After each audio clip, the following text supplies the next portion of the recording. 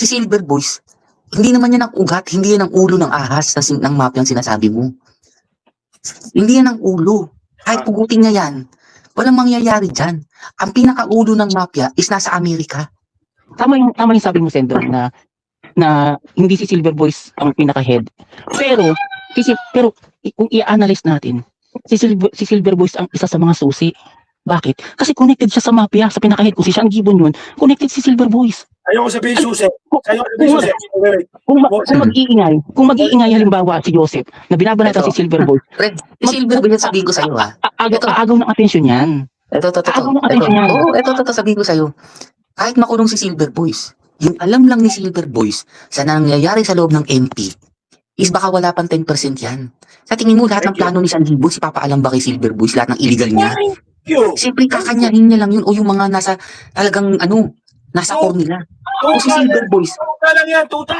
Tagaingay! Ano lang yan, baga sa baka hindi pa nga assassin yun, baga sa ano lang yun eh. Si Silver Boys, si Silver Boys, kahit makulong mo, kanta yan. Tama yung argumento na si Silver Boys tuta. Pero kung masasampulan, kung magkakaroon ng sample na may maipakulong dahil sa ganyang kalakaran sa nangyayari sa YouTube, alam mo ba yun, big deal yan. Maraming boxing fans na matutuwa.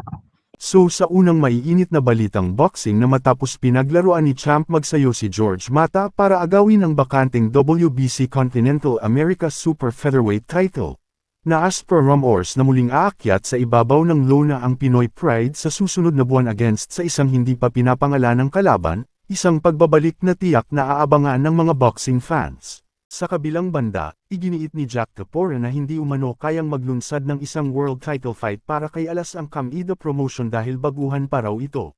Gayunman, tila nakaligtaan ni Capora na ang Kamida promotion mismo ang humahawak sa magkapatid na Shioka, kapwa dating world champions, na malinaw na patunay ng kakayahan nilang mag-organisa ng laban. Sa tingin ko kaya makabigay si Kamida sa championship pero hindi world champion.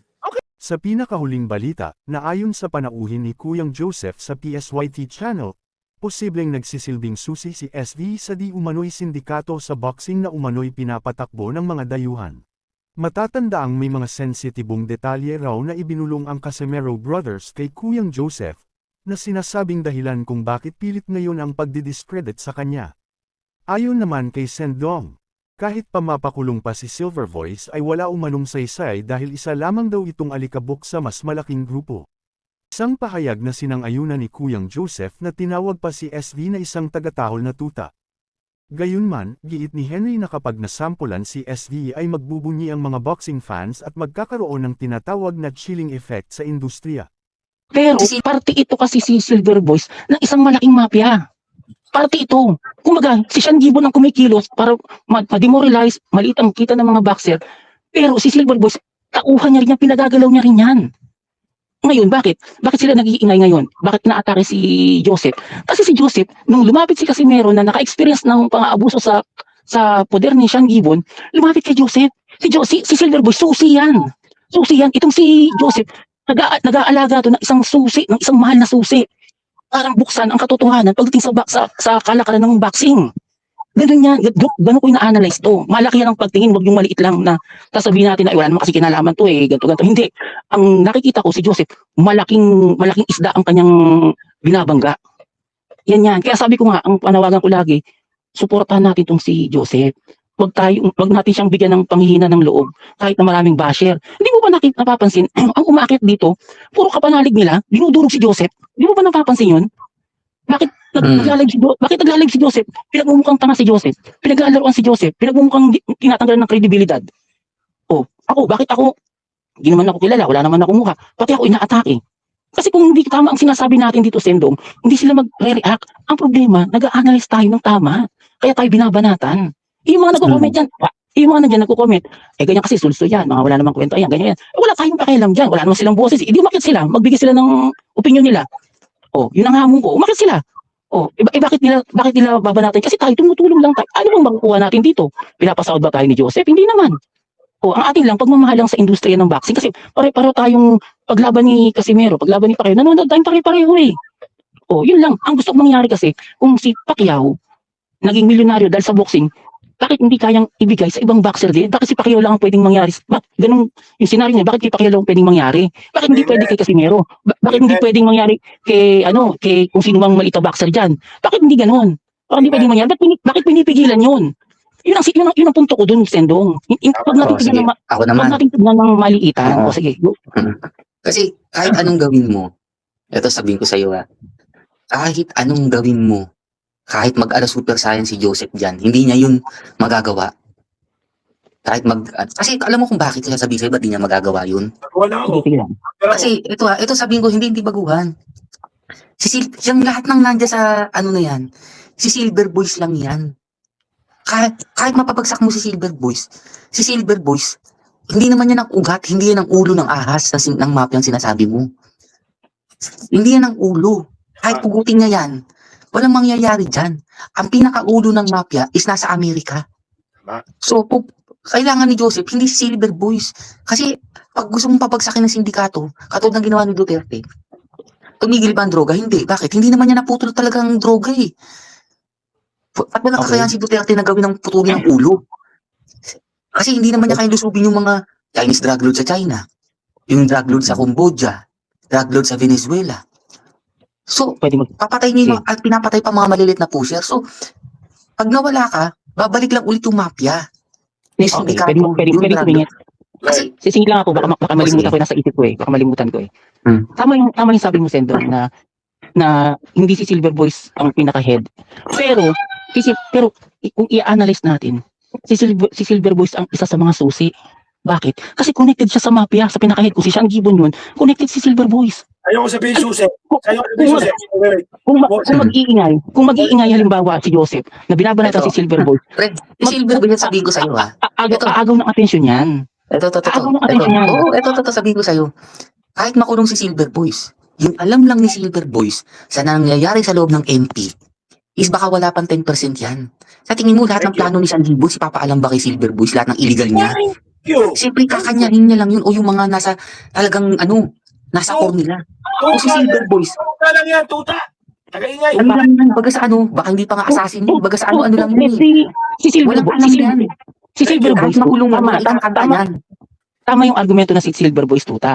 Pero kung masasampulan, kung magkakaroon ng sample na may maipakulong dahil sa ganyang kalakaran sa nangyayari sa YouTube, alam mo ba yun? Big deal yan. Maraming boxing fans ang matutuwa. Maraming boxing pero ibig ko sabihin, Maraming wala boxing naman fans kasi ang matutuwa. nangyayari sa ano eh. At Kahit makulong lang. magkakaroon yan, Sendo, paraanin mo ako. Magkakaroon yan ng chilling effect. Hindi, walang effect Magkakaroon yan. ng chilling effect. Kasi kung ganito, halimbawa, nagkukwentuhan lang naman tayo rito, napag-usapan lang naman. Tapos syempre, Palit lang wala yan tayong... Silver Boys eh. Mayabang lang tapos- magsalita pero walang binigay sa kanya.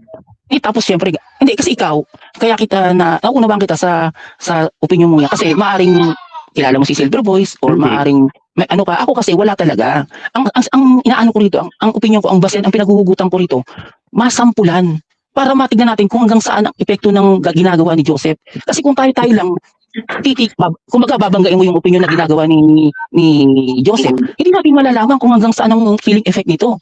Di ba? Kasi from the start, pinutulan natin, pinarangan na natin. Mabuto, pero yung boxing industry, hindi magbabago Subukan sa natin. gagawin nyo. Subukan natin. Bakit hindi? Kasi maganda na nga yung may ginagawa. Hindi magbabago. Maganda yung may ginagawa kaysa walang ginagawa.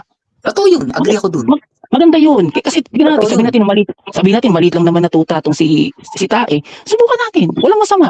Sa dami ng atrasong ginawa niya sa pamilya ni Joseph, sa pamilya ng Casimero. Pasok na yan eh. Pasok na yan. Pwede na yan. Pasok Hinog talaga na yan. Hinog na yan. Talaga yan.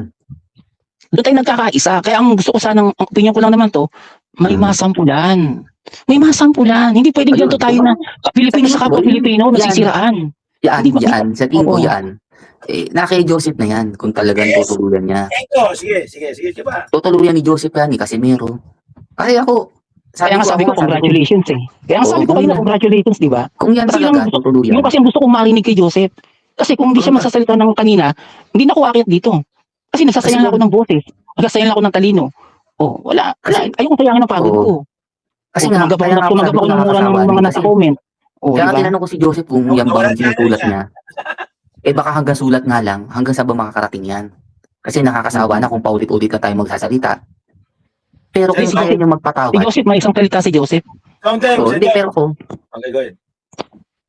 Kung binigyan ko lang siya ng option, kung ayaw niya, pwede naman. Kasi minsan tayo napapasubo lang tayo bugso ng damdamin. Ako marami kong ano eh. Marami talagang fans ang gusto makulong niya si Silver Boys. Kung hindi man makulong, matuto sa magpakumbaba, humingi siya ng patawad. At kung pinatawad, di maganda rin. Kung hindi, di bahala na sila. Kasi Sendong, Hmm. tayo, ano na siya, mataas ng ihi niya. Para na siyang Mataas na? langaw na nakatutong sa ibabaw ng kalabaw. Hindi, nakatuntong sa tae. Dapat turuan siya ng magpagpapakumbaba, ng humility. Ayun. Totoo naman. Kasi yun. ang mga taong tumaas ng ere, hindi mo yan madadala sa pakiusap. Maniwala ka. Magsalita ka rito sa SOCMED na Silver Boys, baka Oo. pwede bang tigilan mo na yan. Hindi yan matututo. Hanggang Oo hindi nga, yan sinabi nakakatikim ko na talaga nga. ng katapat Alam yan. ko, hindi natuto. Kasi Hindi yan binigay ko natututo. na nga yung tungkol sa anak eh. Pinarealize ko na lahat yung anong nangyari sa kanya noong 2025. Wala naman, di naman natuto, di ba? Batas ang kailangan dyan. Ang pangil ng Kung sa batas tingin ang mo- kailangan kung dyan. Sa tingin ni Joseph, yun ang magtuturo dyan. Bahala na si Joseph dyan. Tama.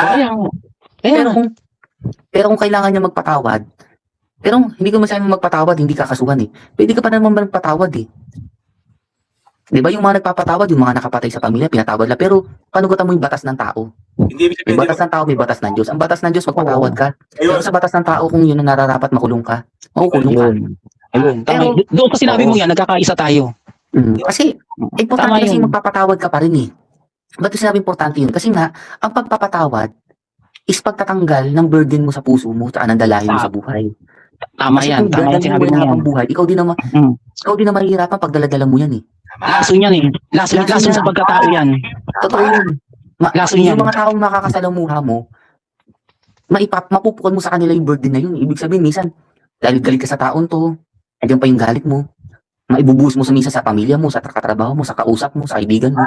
Hmm. Which is nangyayari sa kanya kay Silver Boy. Kahit yung mga tunay na kaibigan, yung sila Tristan, ang dami niyang winalang yung KTFY. Si Sherwin. Ang dami niyang winalang niya. Kasi may dala siyang galit sa puso niya, yung galit niya kay Casimero. Dala-dala niya. Kaya lahat ng konting kibot lang sa kanya, konting may malaman siya, galit na siya sa tao na yun. Kaya nga dapat ma-realize niya yan sa loob ng kulungan. Hindi Hindi dito kasi sa ma-realize yan, bahala siya. dapat sa kulungan niya ma-realize yan. Oo, babalik tayo doon sa pagiging fake news niya. Ako wala naman ako sa pagpapakulong. Bahala si Joseph doon. Kasi kaya ko nga tinatanong sa kanya kung gusto niya ba yan o ayaw niya. Pero kinukontra ko lang ang si Silver Boys ay magiging susi sa pagbabago ng boxing. Hindi. Kasi walang alam yan eh. Mayabang lang yan pero wala yan. Kasi ako naman, kaya ako Ano yan? sumagot. Wala yan. Kaya ako umakyat. Sa Saka, totoo lang. Kasi ang pagbabago ng sports, kailangan baguhin mo muna yung buong sistema ng Pilipinas. Hindi lang yung sports. Kasi hindi lang sports ang may corrupt eh. Marami. Buong Pilipinas. So, bago baguhin yan, babaguhin mo muna yung pinakataas na taas. alam mo, sabi mo corrupt, di ba? Eh, sarili mo nga, yung utak mo, minsan corrupt na rin eh. Diba? Marami kang babaguhin, bagong-bago. Pero kung ipakukulong mo yan, hindi naman magbabago. Walang magbabago. Pero kung sa kanya, sa pagkatao ni Silver Boys, may magbabago. Siguro matututo yan sa buhay. Paano magpakumbaba. Pagkakulong. Biro mo, kita mo yung kayabangan niya. Eto di ba hinahanap ko siya doon sa video, hindi ko siya nakita eh. saan yan? Yun nga sa Wish, yung award, Wish Award. Wala siya. Araneta. Wala, nasa likod na likod siya. Tignan mo nga yan. Eh, yung anak niya. Back lang sila, second boys lang sila. Ano? Second boys, doon lang sila sa likod, yung lang sila. Yung Diba, yabang na yun? Second boys, parang umiiko lang sila, kunyari. Yung yabang na yun? Yung pag-promote lang yun? Tako lang. Sila yung gumagano lang. Anak ng tipaklong. Buti nga, di nadulas eh. Tae lang. Kasi tao lang ang nun eh. Tao lang. Buti nga, di tae nabanggit. Saka ito sa Ano ba yan? si Silver Boys may video habang kumakanta yung si Looney, yung rapper. Yeah. Wala siyang mic na hawak. Ang may mic yung anak niya lang. Tsaka isang babae. Ano ba yan? So hindi siya kumanta. Ano ba Hawak yan? yung cellphone niya, iniikot niya, wala siyang mic eh. Inikot niya sa harap niya, sa front niya. Inikot niya sa camera, sa front niya, wala siyang mic. So, wala siyang mic. O di prod talaga, Wala no? siyang mic. Prod Hindi siya talaga na kasali. tao yan. Oo nga, prod Ganun siya yan. ka-fake Pero news. ang yabang sa YouTube. Yun nga. Yun nga sinasabi ko, yung fake news niya, tas nag-post pa siya, thank you Araneta. Ang nagte-thank you sa Araneta, yung mga nagko-concert, hindi naman siya nag-concert, feeling eh, no? Nag-feeling pa po siya. Ano ba? Hindi nga siya nakita sa camera eh. Yung camera niya lang yung, dahil meron sa sarili niyang video, doon nakita sa sarili niyang video at saka camera niya. So, Nasa ikaw, likod sila nasa likod sila, wala. anong Bakit ito si- tatanungin ko, Sendong? Saan dapat makulong yan? Sa bilipit o sa mental? Utang na. Pagka napatunayan, may ano yan, PTSD, yung mga sakit na ano, Makulong lang, kahit saan. Makulong lang. Baka pati Sa sa ulo mental, ng aso, pwede. makulong yan. sa dog and pound. Hindi, ito nga, Sa dog pound. ito pa sabihin ko eh. Sa dog Ito pound. pa. Diba? Kayabang niya, doon ako na ano, iyabang. Na nagpo-post, Oo. thank you Araneta. Thank you nag-concert. Hindi naman siya nag-concert doon eh. Tapos Nandiyan backup si- singer. Mas mabuti pa Nandiyan nga si sana RDB kung, Cebu, content na naman yan paglaban kay Silver Boys. buti nga sana kung, Nandiyan na naman si buti nga RDB sana Cebu. kung, naging backup dancer eh, katabi pa nung singer eh. Nakuna ng camera, backup singer. Second voice, na doon sa likod na likod. Hindi makita. Tapos Nakakahiya. ito pang suot, pare. Joseph, ito ang comedy. Wala mo nung suot. Sa ano? Bright color. Hindi, plain white sando. Putang ina, nakala mo takatak sa Divisoria eh. Nagbebenta ng si Yossi. Alam mo yung takatak? Takatak, nagbebenta ng naka-plain white sando. Kanto Ano boy. ka naligaw? Alam mo naligaw sa concert eh. Sana man lang nag-effort ka man lang, nilagyan mo lang ng tatak kahit bench, bumili ka. Anak mo, nandyan nakasando ka? Gago. Naka-plain white sando nga, akala mo nga takatak eh.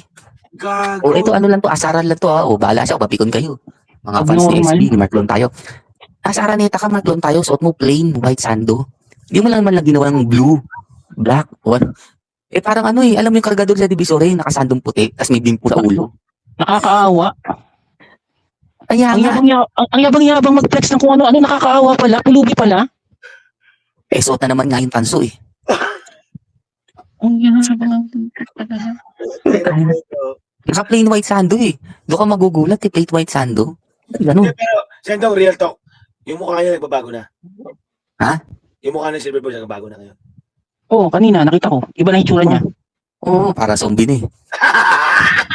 Ang laki ng eyebag eh. Ang dami Oo. nagsasabi niya, Sendong, promise. Oo, laki ng eyebag, nakita mo, pababa ng pababa yung eyebag. Malaki na. Ewan ko, nakakatulog. Meron mo yung concert.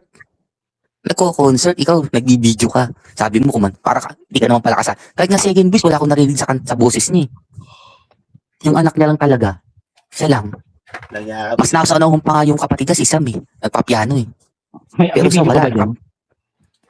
May Ha? video ka ba dyan? May Doon sa video ka ba Silver dyan? Voice ha? TV. Doon sa Facebook, nasaan sa siya? Silver Voice TV, doon panoorin. Nandun ba? Matatawa ka lang eh. Mm. Walang hawak na mic, walang mic. Sa harap niya, wala rin nakatayong mic. Inikot niya yung camera ng cellphone niya eh. Wala siya.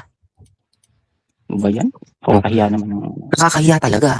Masabi lang Yabang-yabang. na nandun Ang siya. yabang-yabang. Ang yabang-yabang Oo. magsalita. Tapos ganun pala. Tsaka makikita mo yung suot niya, may ID siya eh. Ibig sabihin na VIP pass lang siya, nandun siya sa ano. Kasi Ano kasama ba niya, yan? niya, may guardian lang siya, guardian. Guardian ng anak. Kasi minor de edad yun eh. Pero Tapos yung mga anak na walang ID, walang ano yun. Kasi nasa listahan talaga ng ano yun. Yung mga band, yung piano, yung drum, yung bass, lahat yun. Walang ID siya, may ID siya. VIP kasi guardian siya ng anak niya eh. Hindi siya included doon sa... Parang naisip ko sa kwento mo, Sendong. Hmm. Nagpe-pretend siya ng malaking tao, di ba? Yung pala maliit na tao lang siya. Tapos ang binabangga niya si Joseph. Si Joseph malaking tao yan. Humble lang yan. Wag naman ako. Humble lang yan si Joseph. Mukha lang niyang sanggano pero malaking tao yan. Wag ako. Si John Riel na lang. Hindi, malaki rin naman si ano. Hindi, malaki si Silver Boys. Si Mark Tayaw. Malaki ba yung Si itsura niya? Joseph malaking tao sa malaking tae. Binangga niya si John Riel Casimero. Ang kwento ko, yung binangga niya, si John Riel Casimero. Uy, mamaya na ulit, back to work muna ako ha. Para makauwi ako ng maaga, maka-join ako ha. Yes. Tapos yung trabaho. Oh, sige, salamat. Oo. Okay, ingat-ingat kayong dalawa. Oh, Henry, ikaw na. Bakit ikaw na? Lahat ng mga kaaway ko dati, ikaw ngayon ang kaaway. Oo nga eh, napansin ko nga eh. Bakit? Mukhang Bakit? mukhang bago. Sasagutin kita bakit?